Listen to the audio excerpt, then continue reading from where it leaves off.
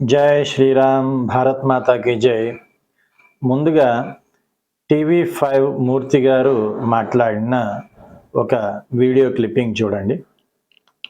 Public place అది.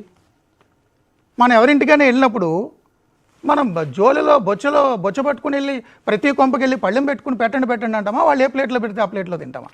ఆ ప్లేట్లో ముందు ఎవరు తిన్నాడో అడుగుతామా? వాళ్ళతో ఎన్ఓసి రాయించుకుంటామా? కామన్ సెన్స్ లేకుండా కొంతమంది పెయిడ్ జర్నలిస్టులు. చూశారు కదా. ఇప్పుడు ప్రశ్న ఉరఫ్ రావణ్ అనేవాడు మాట్లాడిన ఈ వీడియో క్లిప్ చూడండి. అదే ఆల్రెడీ పక్కింటి వాళ్ళ ఇంట్లో ఉన్నా. ఏంటి ఇది మన ఇల్లు కదా? కాదన్నా, అయినా ఖాళీ ప్లేట్ కనపడితే ఎక్కడ పడితే అక్కడ తినేస్తామే ఏందన్నా. ఎవరింట్లో పడితే వాళ్ళ ఇంట్లో ఖాళీ ప్లేట్ కనిపిస్తే తినేస్తా. ఈ రోజుకు చస్తే రేపటికి 2. చూశారు కదా. ఇది కొన్ని సంవత్సరాల క్రితం జరిగిన ఒక సంఘటన గురించి. అది ఏమిటి అంటే, సింధూరం అని కృష్ణవంశీ ఒక సినిమా తీశారు. సేమ్ అదే పేరుతో నక్సలైట్ల ఇతివృత్తంగా వచ్చింది ఇంకో సినిమా. అందులో హీరో పేరు ధర్మ మహేష్. వాళ్ళ ఆవిడ పేరు నిజ జీవితంలో చిరుమామిళ్ళ గౌతమి. ఇద్దరు కూడా ఆర్వీఆర్జేసి కాలేజ్ గుంటూరులో చదువుకున్నారు. అక్కడే లవ్ మ్యారేజ్, లవ్ అంతా మ్యారేజ్ అంతా అయింది. అయితే వీళ్ళిద్దరూ కూడా సినిమా ఫీల్డ్లోకి వచ్చారు. ఎవరి ప్రయత్నాలు వాళ్ళు చేశారు, కొంతవరకు సక్సెస్ అయ్యారు. ఆ తర్వాత ఇద్దరు కలిసి ఒక హోటల్ వ్యాపారం పెట్టారు. అది కూడా లాభాల బాట నడిచింది, అంతా బాగానే ఉంది. తర్వాత వాళ్ళకి ఏవో గొడవలు వచ్చినాయి మొగుడు పెళ్ళాలకి. నీ తప్ప అంటే నీ తప్ప అని చెప్పి ఇద్దరు కూడా మీడియాకి ఎక్కారు. కొన్నాళ్ళు అచ్చంగా అదే ప్రతి మీడియా కూడా చూపించే ప్రయత్నం చేసింది.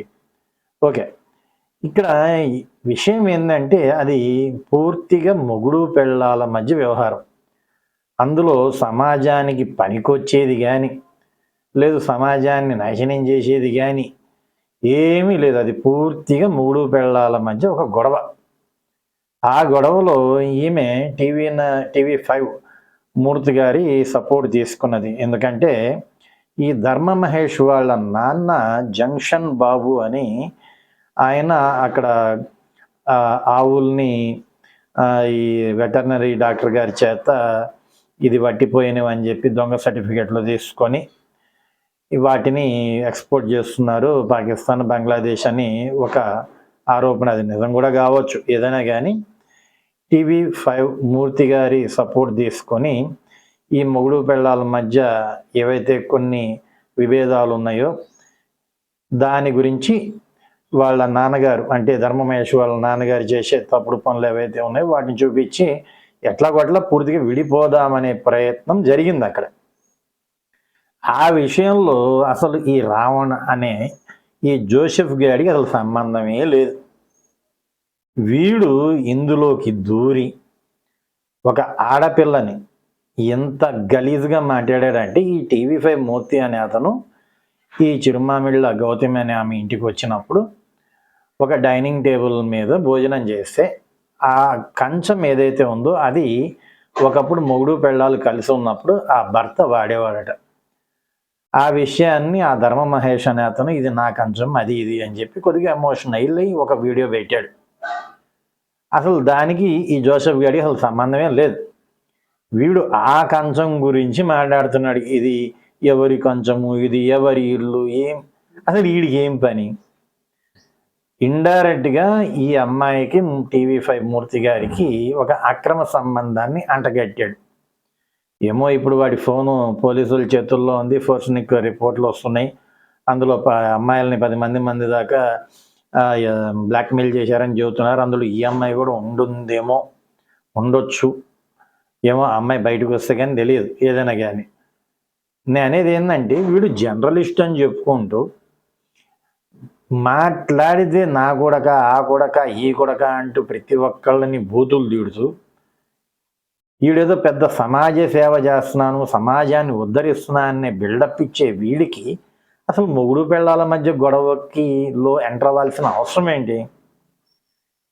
ఎంటర్ అయ్యిందే కాకుండా ఒక అమ్మాయి పర్సనల్ లైఫ్ ఏమో ఆ అమ్మాయికి అక్రమ సంబంధాలే ఉన్నాయో సక్రమ సంబంధాలే ఉన్నాయో వీడికి దేనికి లేకపోయినా అంటగడుతున్నాడేమో. అసలు దేనికి అవసరం లేదు కదా, 3 పిల్లల మధ్య గొడవలు వాళ్ళు చూసుకుంటారు. ఏదైనా సపోర్ట్ కావాలంటే ఛానల్ దగ్గరికి వెళ్తారు, ఆ ఛానల్ వాళ్ళు వాళ్ళని ఇంటర్వ్యూ చేసుకుంటారు, చూసే జనాలు ఎంటర్టైన్మెంట్ ఫీల్ అవుతారు.